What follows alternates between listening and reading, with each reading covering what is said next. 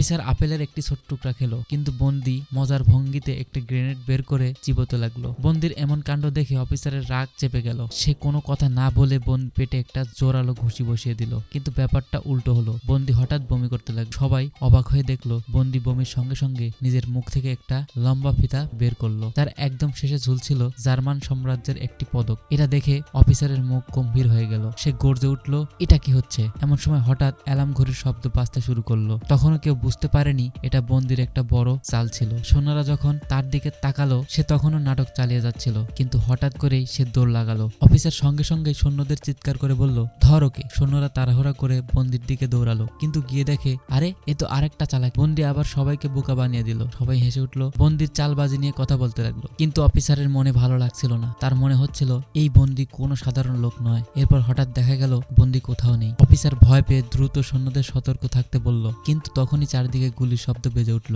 মুহূর্তের মধ্যেই সব জার্মান সৈন্য মারা গেল, শুধু একজন ছাড়া। সে চারপাশে তাকিয়ে দেখল